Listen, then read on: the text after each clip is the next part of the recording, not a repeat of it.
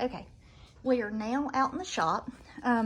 This is a little beat up mini truck that was traded to my husband for doing some electrical work. Nothing special, very ugly, but I really love it. Okay, I put my milking cooler here. I've got my cans of feed, and I've got them in alphabetical order starting at the driver's side. 16% layer pellets for the chickens. Cow feed, and the cows do not get a lot of feed.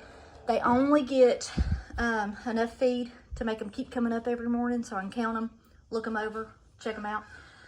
Then we have our goat feed, then we have our pig feed. So we got it all alphabetically.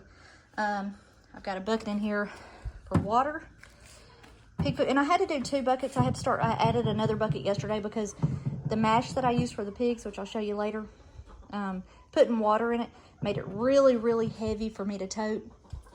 So to save my back, I'm gonna start doing 2 partial buckets. Okay, so here is a bin that has my chick starter feed in it and chicken scratch. So I give the chickens just a little bit of scratch every day, just kind of as a treat to keep them people friendly, because the 16% layer pellets, it's in an automatic feeder, which I'll show you later too. And excuse my garage, my husband loves mechanics, so you can see behind how messy everything is, so I apologize for that. Anyway, all right, so here is my truck, and here is kind of where I start, and I'll show you a little bit of the inside. I've got my minerals for the goats and cows. I've got my feed buckets, so I've got my goat, cow, and chicken. Goat, cow, chicken. That's kind of how I color coordinate them. Throw that in the garbage. Okay, and then I've got this other old cooler that we bought on the fly one day at the dollar store because we were out and we just needed some cold drinks. Anyway, so we only used it just for that day, so I kind of overtook it. I took the cap off of it, the lid off of it.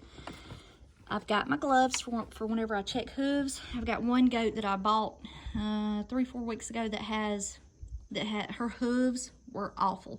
So just a quick side note, if you're going to breed goats or breed any other animals and sell them for full price, even if you're not selling them for full price, take care of them. If you don't have time, I mean, like this lady was full on working to breed and turn a profit, but yet those hooves were awful. Anyway, okay, so that was just my little soapbox, excuse me.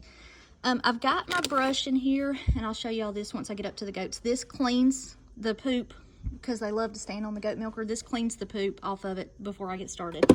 It's my treats for when they go up on the milking stand and to be milked and or their hooves checked. I've got some hoof and heel rot stuff for the goat that needs her hooves that I'm working on. Here's the heavy duty goat hoof rot goat shears or trimmers that I bought. I love them. Okay, and then I just got their little brush. Just so, you know, I can brush on them while they're up there and love on them and show them, hey, this is a good thing, because I want them to continue to do it. Because one is not milking yet. The one I'm having to work on hooves every day, she's not in milk yet. She was supposedly possibly cane bred. We'll see, but if not, I've got her in with a bug. So anyway, she'll have positive experiences up there, and it'll make her keep wanting to. All right, one other thing that I keep in here, I have this feeder. Let me actually open the door. Okay, I've got this chicken feeder, and what it does,